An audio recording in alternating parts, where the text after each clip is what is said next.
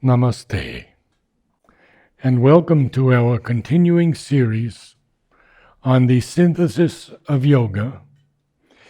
We are in the chapter Self-Surrender in Works, the way of the Gita. And we begin with the line, "For it is certain that so great a result," with our beloved Ranga. So we have to read today, "For it is certain that so great a result." He has been speaking about the samatha, equality, and he has given us many interesting cases where it is not equality, but it seems to be equality. Equality of pride, equality of disappointedness. Okay, when you're disappointed in something, you console yourself saying, "Oh, it doesn't make any difference to me." So all the very interesting cases. So the vital has a habit of fooling you all the time. Your own vital is fooling you. Okay, so And also trying to take over. yes. Ego, attachment and desire. All these have to be given up for the self-surrender to the divine. So I'll do one thing. I'll read out the summary of what he said earlier, then we get the sense of continuity. Good. So in the earlier paragraph he has said, the capacity of the vital in man to deceive the person is very great indeed. There are certain states of being which ape desirelessness, but these are illusions or at least semblances. These are, the first one, equality of disappointed resignation. So we have the example of the fox and the sour grapes.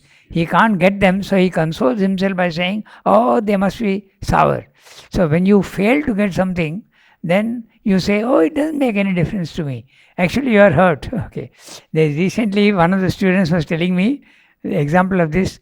One boy was very confident and he was expecting to be first in one of the exams. But it so turned out that he came out second and he could get the first prize. So he started saying, "It doesn't make any difference to me." But he is hurt somewhere, they could see. Okay. So that's what Selfsurrender is saying. Equality of disappointed resignation, the fox and the sour grapes example. Then the second one, there is also an equality of hardness. You are very hard and you are not, it's not the real equality. Equality is a positive state.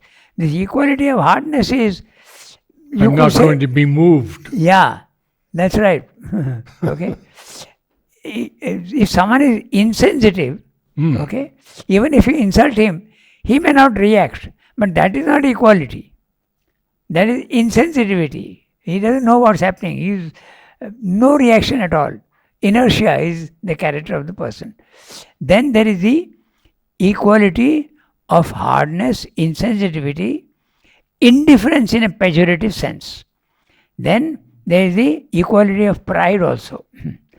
All these states are basically egoistic and must be definitely removed because they do come up in the course of sadhana. Selfsurrender is making a very clear statement that they do come up. He gives his own example in the Uttarpada speech. As I told you, I was fighting for India's freedom. I am not doing anything for myself. I am doing it for the nation.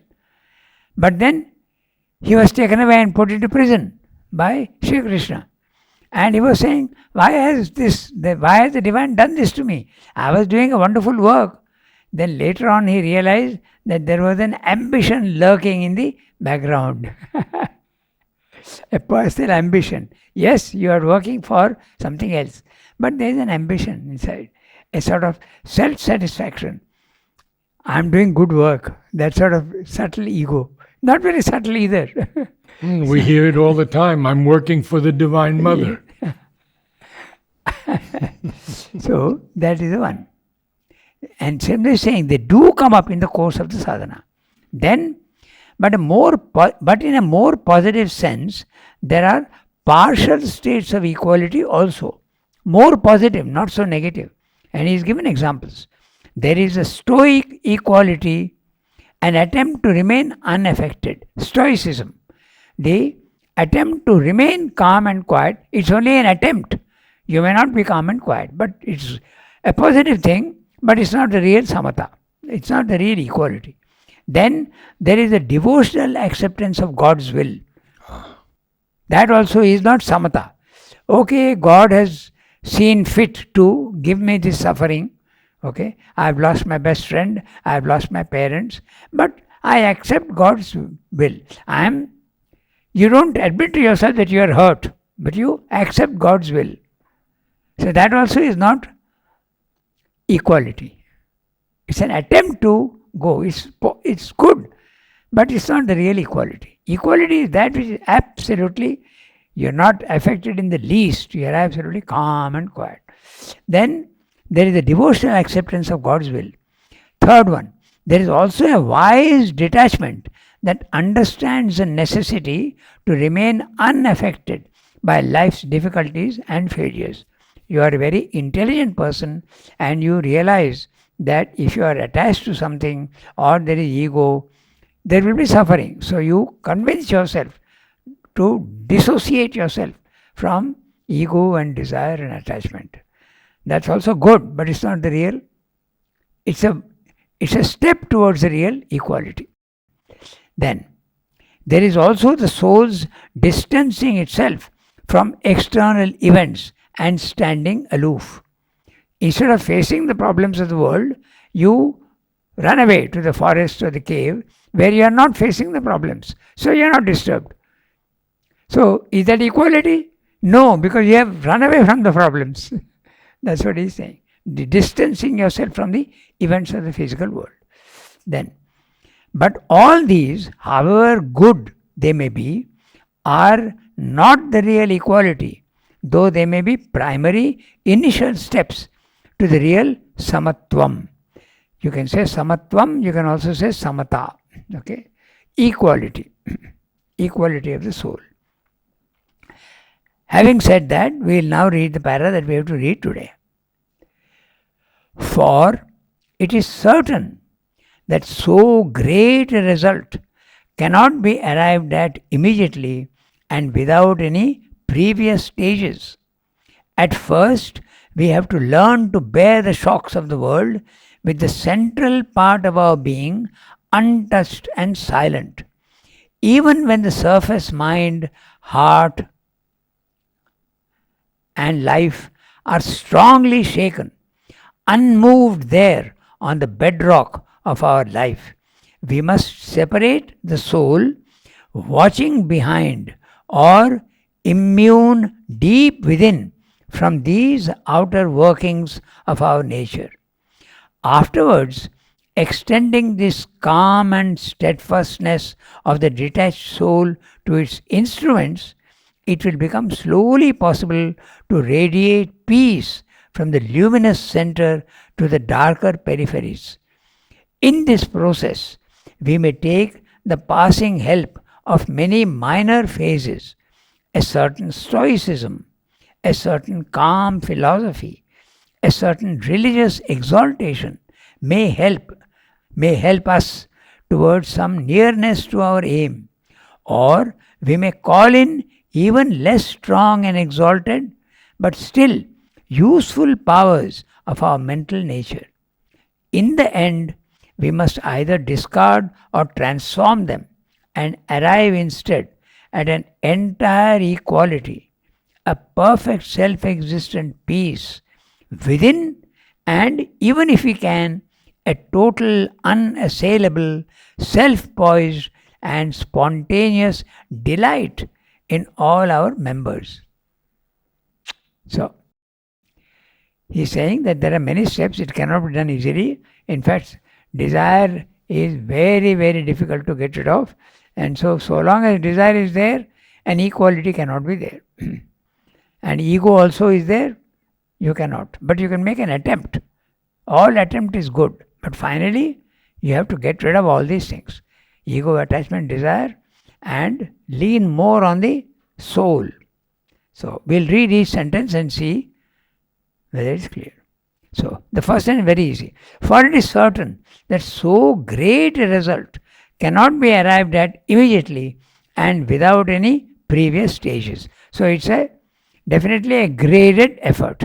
In the beginning you make an effort, then slowly the results start coming in, but your effort is going on, and finally you reach the goal, and then the effort stops because you have reached the goal.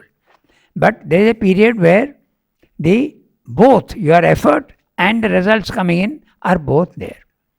This you can see in yourself, that things which disturbed you earlier are not disturbing you so much now. It seems to be less, but still there is something. And this distancing yourself from the events of the physical world or your own reactions can be twofold, he is saying. There is an inner being which is disturbed, and there is the outer manifestation in the body-mind life. Okay?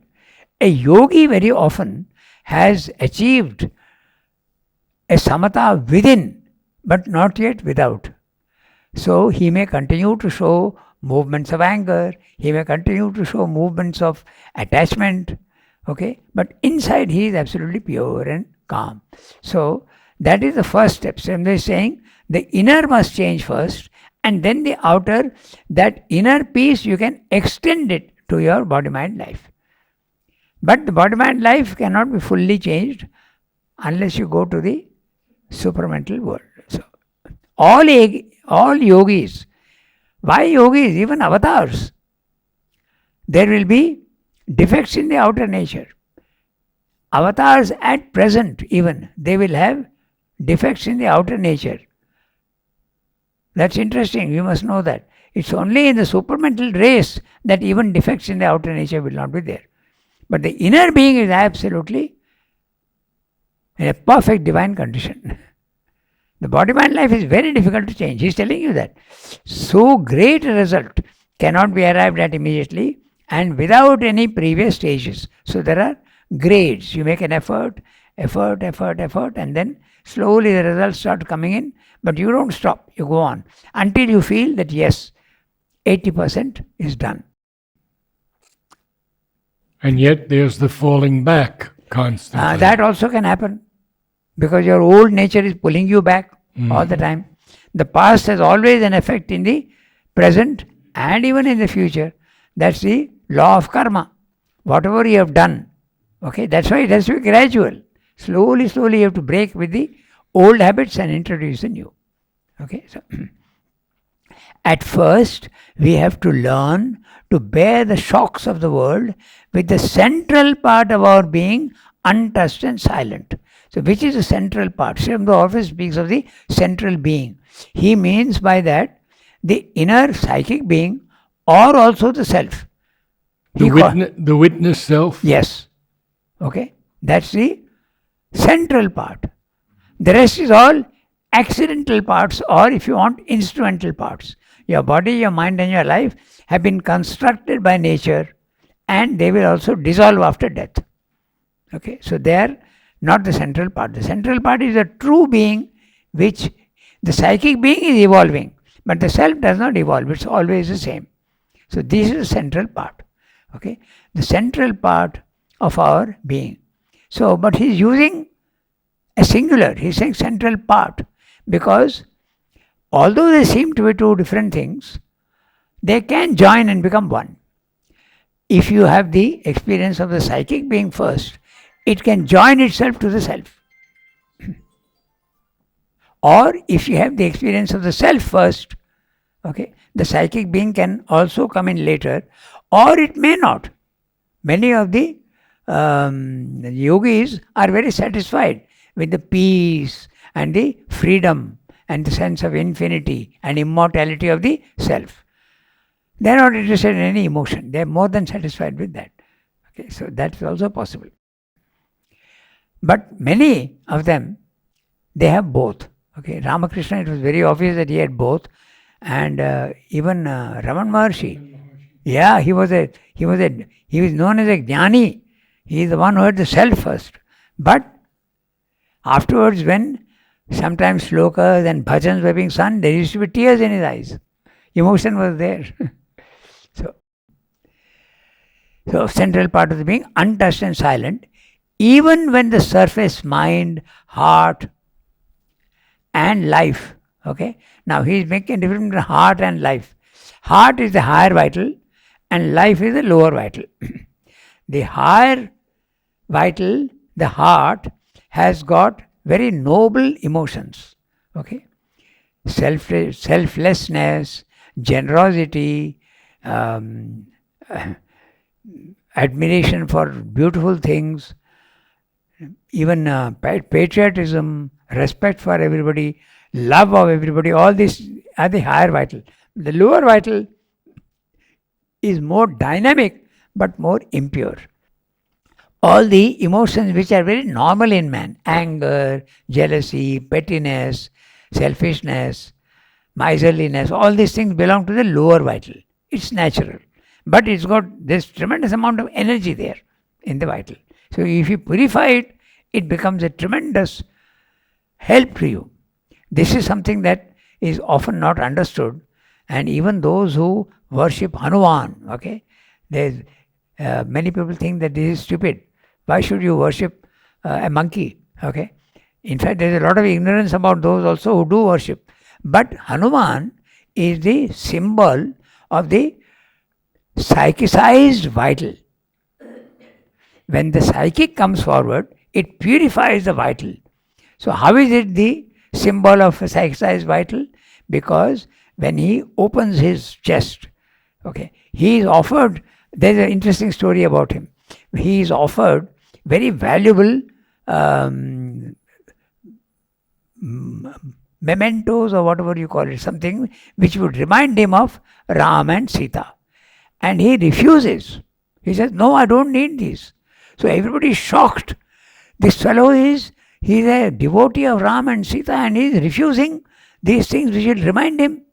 Then he says, I don't need reminders. And he opens his chest and there is Ram and Sita seated in his heart. So this is the symbol, clear symbol of devotion. Okay? But how is it question of the vital? Because he can do unbelievable deeds. He can fly in the air, he can lift up a whole mountain with his finger, and he can do all these things. He can increase his size, decrease his size. So he is the symbol of the psychicized vital. And that's why he is worshipped. But those who worship have forgotten the symbolism. And the same thing also with in India, the worship of rats. People will say this is stupid, okay? And in a way it is stupid, but it is symbolic. The rat is the Vahana of Ganpati. Okay, Ganpati is the Ganesh. He is the destroyer of obstacles. And he is that's right, Vigneshwara. He is the destroyer of obstacles. So, it's expressed in this way. Okay, you forget the real significance and you start worshipping all this. So, anyway, so this is I went into that because of the central part. He is talking of the central part. Life. Remain strongly shaken, unmoved there on the bedrock of our life. We must separate the soul watching behind or immune deep within from these outer workings of our nature. So Selfsurrender is using two words here, watching behind or immune deep within. So Selfsurrender often uses the word behind to indicate the self.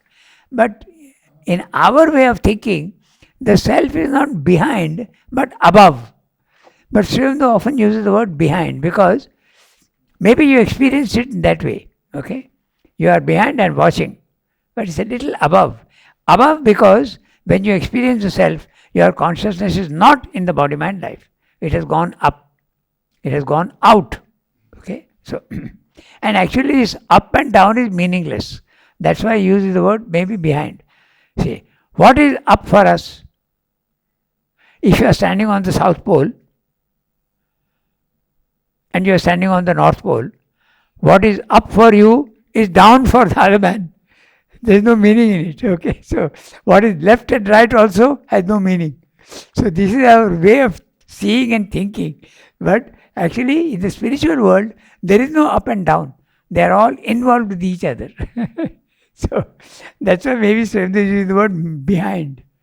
Okay, so afterwards, extending this calm and steadfastness of the detached soul to its instruments. What are the instruments? Body, life, and mind. It will become slowly possible to radiate peace from the luminous center to the darker peripheries. The luminous center is your psychic being or the self, and slowly it allows the light which is strong within to influence body, vital, and mind. That's what he's saying. He's using beautiful words. Radiate peace from the luminous center to the darker peripheries. The darker peripheries are your body, mind, life. Okay? So, in this process, we may take the passing help of many minor phases, a certain stoicism, a certain calm philosophy. He has spoken of them earlier also. Stoicism, the teaching yourself not to be affected neither by sorrow nor by pleasure, nothing. To remain absolutely calm and quiet.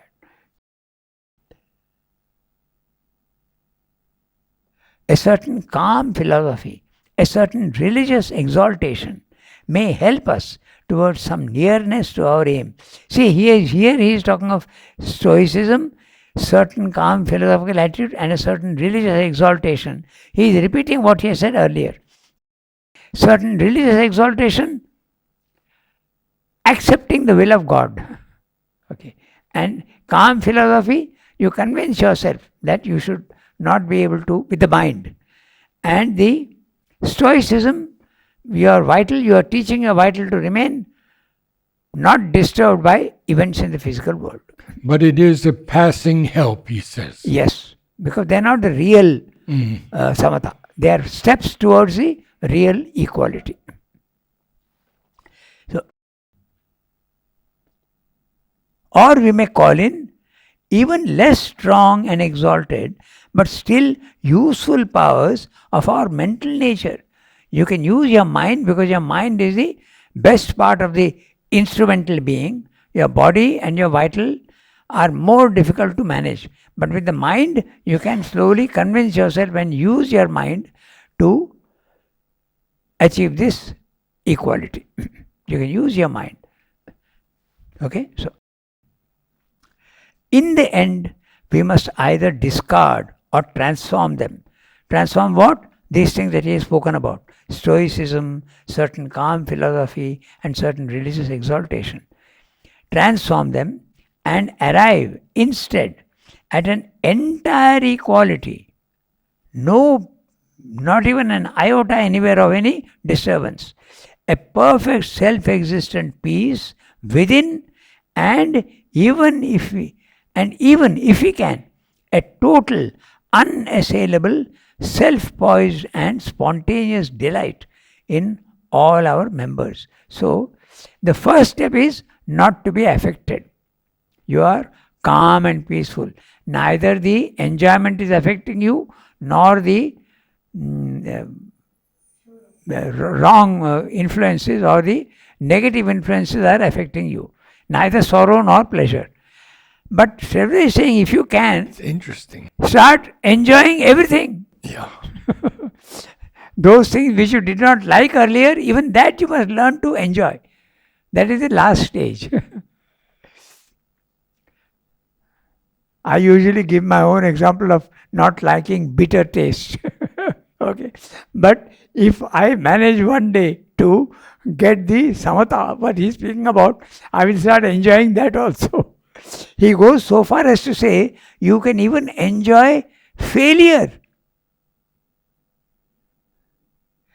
If you fail somewhere, there is only enjoyment, nothing else. It sounds very peculiar because enjoying failure sounds almost perverse. But there is a spiritual condition where that is possible. I must be very happy then.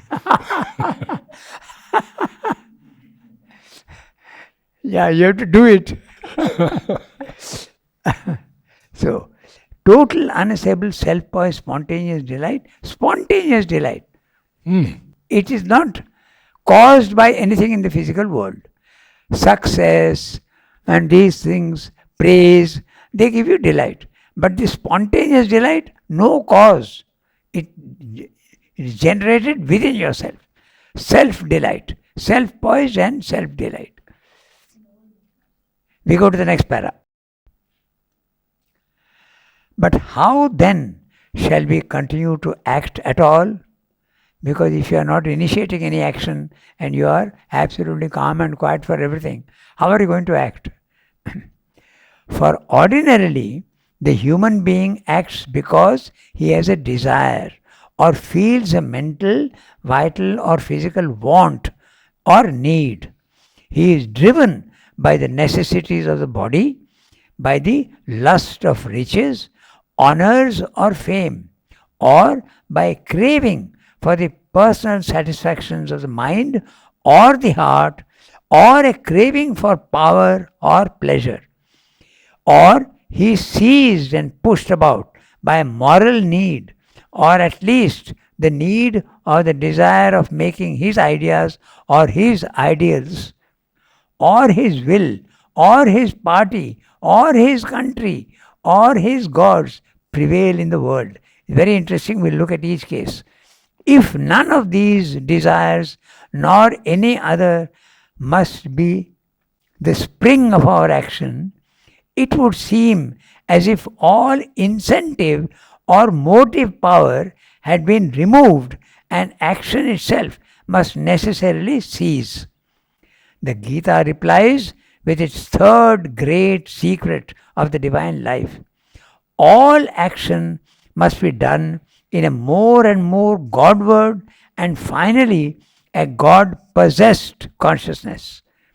Our works must be a sacrifice to the divine and in the end a surrender of all our being, mind, will, heart, sense, life and body to the one must make God love and God service our only motive. No other motive but this. The transformation of the motive force and very character of works is indeed its master idea. It is its master idea, he's talking of Gita. Okay? So it is the foundation of its unique synthesis of works, love and knowledge. In the end, not desire, but the consciously felt will of the eternal remains as the sole driver of our action and the sole originator of its initiative. So, very, very difficult to achieve this. How far it goes, we will see now. Okay? So normally it's true that when you act, there is a thought in the mind. It's originated in the thought, I have to do this. Such a simple thing as even going for even the most ordinary things. Okay? You have to buy something from the market. Your pen is broken, you need a pen. So there's an initiation in the mind first. I need a pen. It comes in the thought. So all initiation of action, Gita says, must be suspended. You must depend entirely on the divine. That's obviously not easy. If my soap is finished, I have to go and buy a soap. But if you are in that condition, the soap will come by itself because you are depending entirely on him. He will provide you with whatever you need. Sounds very funny, but that can happen if your surrender is 100%. Otherwise, a little bit of initiation is always there. But very often, even when you are not fully realized, what you need comes by itself because you are in a concentrated condition. It happens. Sometimes surprisingly accurate. I have heard of cases where they require a certain sum for something and the exact amount comes to you. That also can happen. Not more, not less. So this desire has to be cut. That's why the initiation of action has to be suspended in the mind. Not easy, obviously. Not easy. If you are given a work Yeah, and you have to do that yeah, work, that's right. then You have to try to. There is a phase, na? In the beginning, you must be conscious that you are doing with your own will and not the divine will. Even that's a huge step. Okay? yes. Yes, I am doing it because I feel a need. But guide me and make me conscious of your will so that I don't use my will, but I am more obedient to your will. At present, I am not seeing your will, but please make that possible. That prayer is there, slowly things change.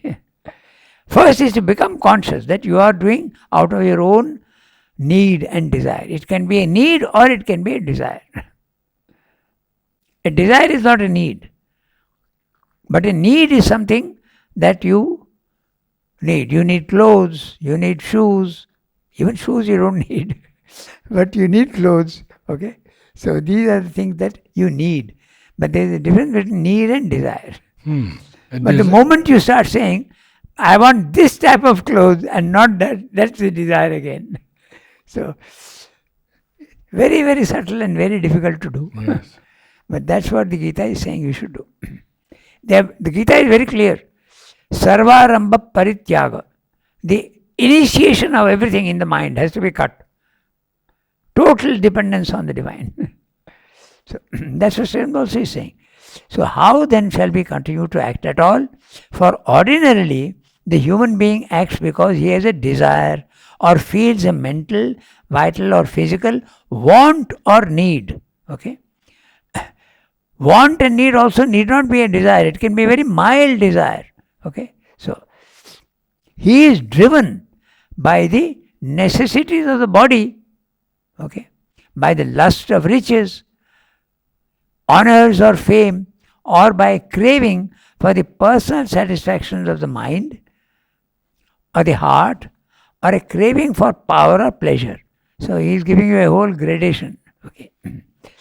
Or he is seized and pushed about by a moral need, or at least the need or the desire of making his ideas or his ideals or his will or his party or his country or his gods prevail in the world.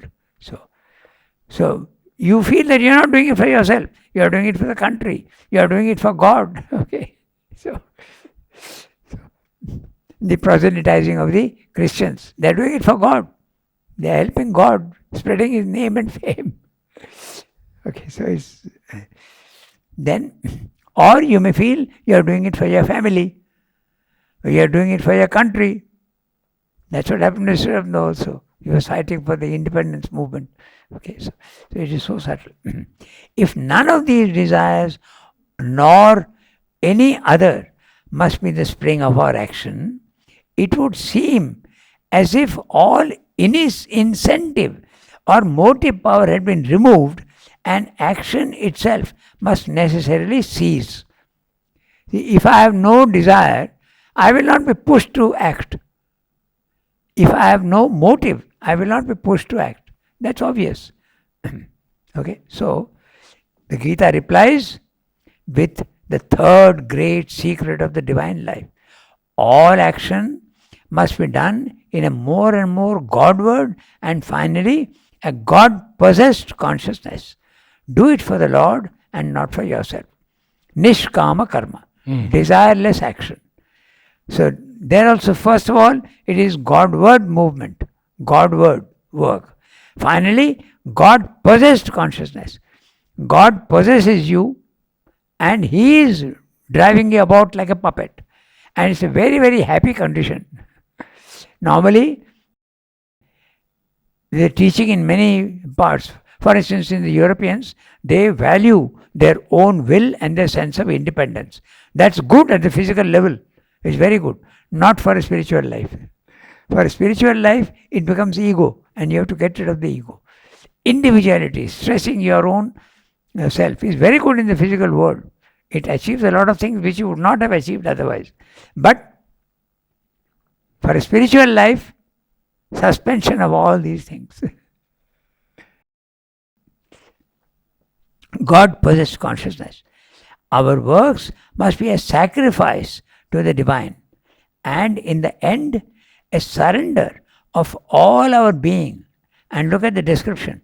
What is your being? Mind, will, heart, sense, life, and body to the One.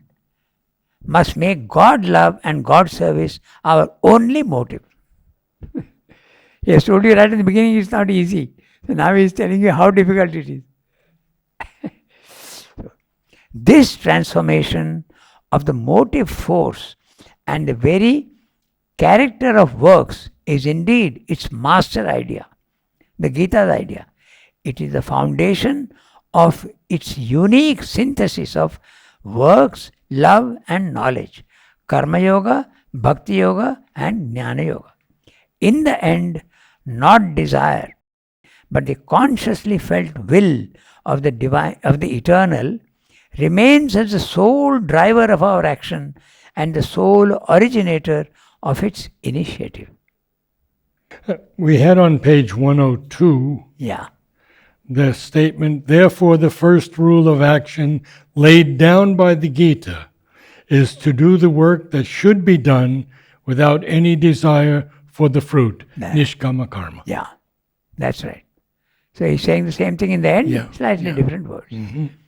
So there's a small paragraph which completes the chapter. So we can finish that today. Okay?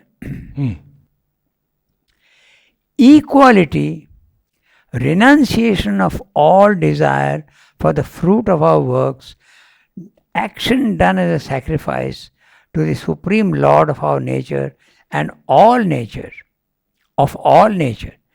These are the three first Godward approaches in the Gita's way of Karma Yoga. Sri Aurobindo accepts the concept of the Karma Yoga in the Gita fully. Okay, so equality, samatha. Renunciation of all desire for the fruit of the works, nishkama karma. And action done as a sacrifice to the Supreme Lord, yajna. Whatever you are doing, you do it as an offering to the divine. So this is the Gita's Karma Yoga.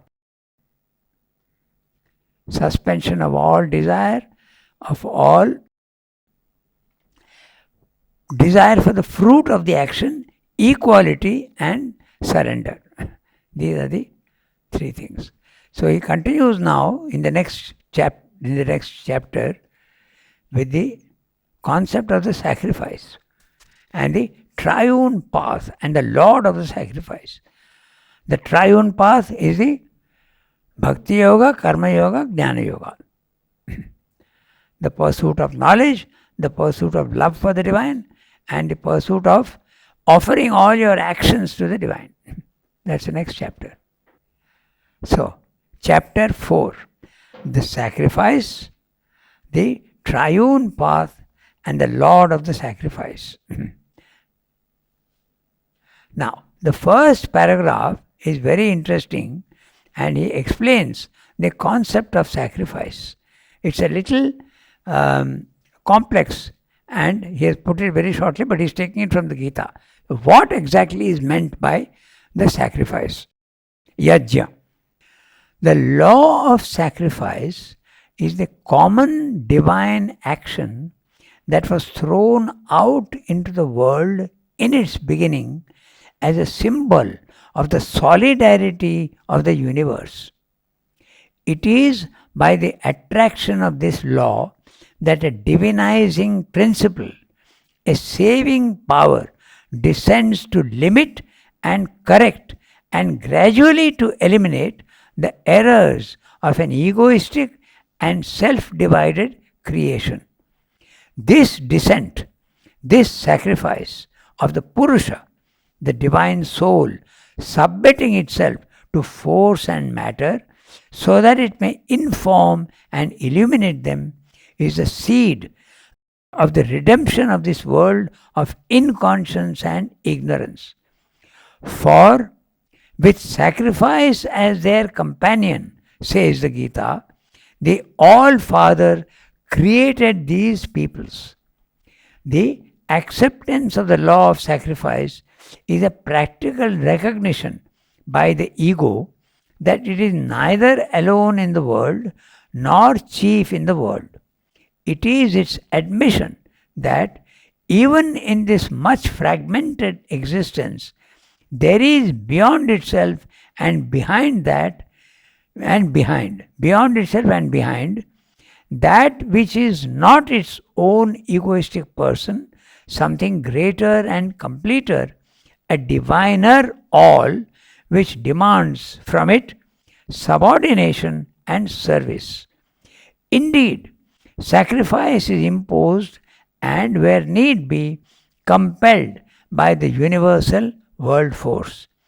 It takes it even from those who do not consciously recognize the law, inevitably, because this is the intrinsic nature of things.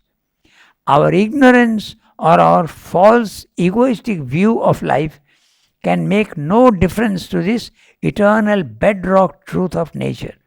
For this is the truth in nature, that this ego, which thinks itself a separate independent being and claims to live for itself, is not and cannot be independent nor separate, nor can it live to itself even if it would, but rather all are linked together by a secret oneness. Each existence is continually giving out perforce from its stock, out of its mental receipts from nature, or its vital and physical assets and acquisitions and belongings. A stream goes to all that is around it, and always again it receives something from its environment gratis or in return for its voluntary or involuntary tribute. For it is only by this giving and receiving that it can effect its own growth, while at the same time it helps the sum of things. At length, though at first slowly and partially, we learn to make the conscious sacrifice. Even in the end, we take joy to give ourselves and what we envisage as belonging to us in a spirit of love and devotion to that which appears for the moment other than ourselves and is certainly other than our limited personalities. The sacrifice and the divine return for our sacrifice then become a gladly accepted means towards our last perfection, for it is recognized now as the road to the fulfillment in us of the eternal purpose. So it's a very involved paragraph, and a lot of ideas are involved in it. We'll have to discuss that in detail. It may take even one full session. What exactly is meant by sacrifice? Very briefly we can touch upon it. When the divine is creating the world, the principle of the one becoming the many comes up. We must remember these few things which are coming all the time. The one becomes the many. The formless becomes form. The static, the permanent, becomes the dynamic and the transient here. Okay? So these things and the gradation. The purest seems to become more and more polluted, and at the lower level, the purity is gone. So these are the things, and there is a gradation, the subtlest and the grossest. So these things, if you remember, then the principle here being discussed is the one becoming the many. So are these many totally separate? That's what man thinks. I am separate from you, you are separate from her. But they are all connected. That's the, and there is a constant interchange, conscious or unconscious. We can start first of all with the universe. The individual needs the universe. The food comes to him from the universe, The oxygen comes to him from the universe. He needs the universe. So he is connected very much with the universe. He is not separate from the universe. This is the first thing. Secondly, also, I'm putting it in a very gross manner, but this is a subtler and subtler truth. You need your doctor, you need your tailor, you need your lawyer, you need your teacher, you need your parents. So you are all connected. But this connection is, at the spiritual level, very, very strong and a great reality. But here we have lost that thing and we feel that we are all separate. So selfishness and self-centeredness comes in. So the law of sacrifice comes down from on top and tries to correct this. That's what Swami is saying. And the connectedness can also be expressed in many ways. I'll just give you one Sanskrit sloka, but I'll translate it to English. Okay, it says that the river is flowing not for its own use; it is flowing for the use of others. It has no use for itself. Okay, the cow is giving milk not for itself, but for the others. The trees are bearing fruit not for itself, but for the others. So the last phrase says that your body also should be for the benefit of others and not for yourself. So that's the law of the sacrifice. It is something fundamental in nature which you have to apply to yourself. Then the ego will slowly disappear. We'll discuss this in detail next time. Thank you, Ranga. Namaste all.